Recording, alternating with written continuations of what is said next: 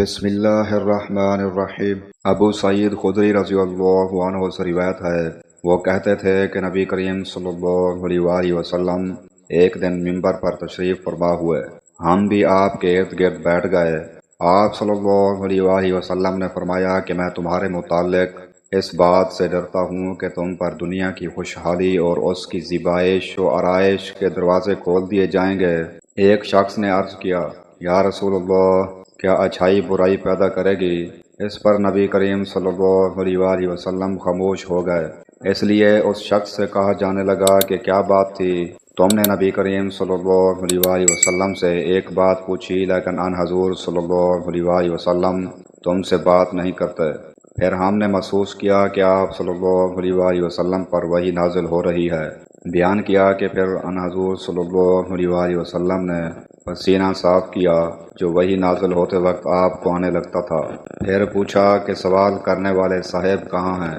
ہم نے محسوس کیا کہ آپ صلی اللہ علیہ وآلہ وسلم نے اس کے سوال کی تعریف کی۔ پھر آپ صلی اللہ علیہ وآلہ وسلم نے فرمایا کہ اچھائی برائی نہیں پیدا کرتی، مگر بے موقع استعمال سے برائی پیدا ہوتی ہے، کیونکہ موسم بہار میں بعض ایسی گھاس بھی اگتی ہیں جو جان لیوا یا تکلیف دہ ثابت ہوتی ہیں۔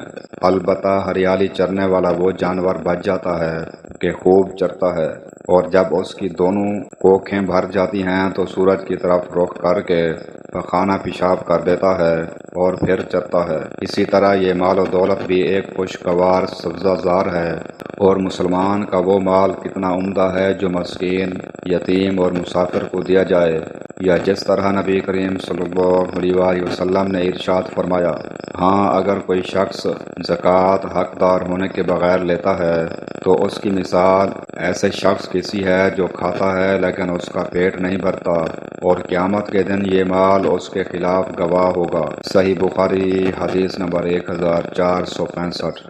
حضرت ابو ہریرہ رضی اللہ عنہ روایت کرتے ہیں کہ ابو بکر رضی اللہ عنہ نے ان حضور صلی اللہ علیہ وآلہ وسلم کی وفات کے فوراً بعد زکوٰۃ دینے سے انکار کرنے والوں کے متعلق فرمایا تھا، قسم اللہ کی، اگر یہ مجھے بکری کے ایک بچے کو بھی دینے سے انکار کریں گے جسے یہ رسول اللہ صلی اللہ علیہ وآلہ وسلم کو دیا کرتے تھے، تو میں ان کے اس انکار پر ان سے جہاد کروں گا۔